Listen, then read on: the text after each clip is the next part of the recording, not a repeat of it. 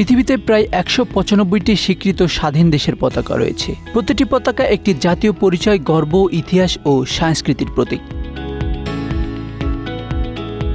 লাল, সবুজ, নীল, সাদা, কালো কিংবা হলুদ এসব রঙের সমাহারে সেজে উঠেছে বিশ্বের পতাকাগুলো। কিন্তু একটি রং যেন কোথাও নেই। হ্যাঁ, আপনি ঠিকই ধরেছেন, বেগুনি রং।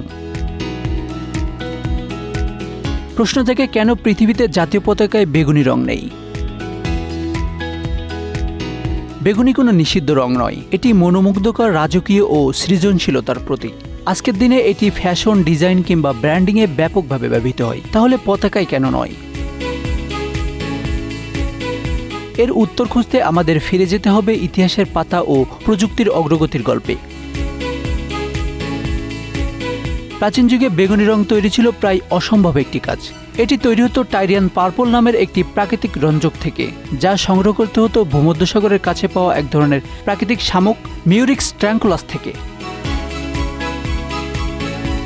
১ গ্রাম বেগুনি রং তৈরি করতে প্রয়োজন হতো ১০,০০০-এরও বেশি শামুক। ফলে একসময় বেগুনি রং ছিল বিশ্বের সবচেয়ে দামি রং, এমনকি সোনার চেয়েও বেশি।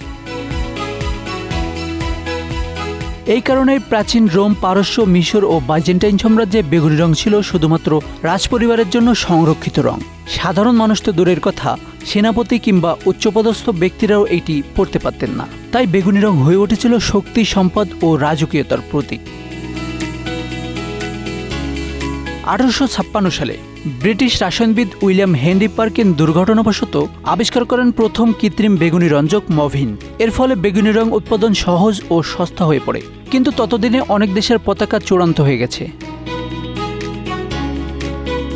বিশ্বের বেশিরভাগ জাতীয় পতাকা তৈরি হয়েছে সপ্তদশ থেকে ঊনবিংশ শতকের মধ্যে, যখন বেগুনি রং ছিল দুষ্প্রাপ্য ও ব্যয়বহুল। সুতরাং পতাকার মতো বিশাল ও সার্বজনীন প্রতীকে এমন ব্যয়বহুল রং ব্যবহার করা বাস্তবসম্মত ছিল না। তবে পুরোপুরি বলা যাবে না যে বেগুনি রং কোনো পতাকায় একেবারেই নেই।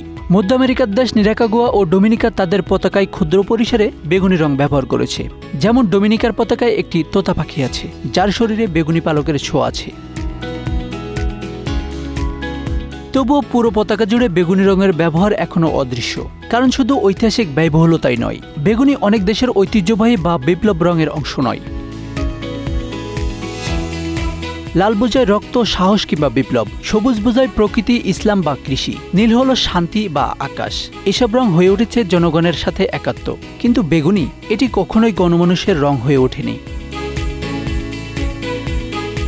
Ashanur Rahman Mithu, Bangla affairs, news desk.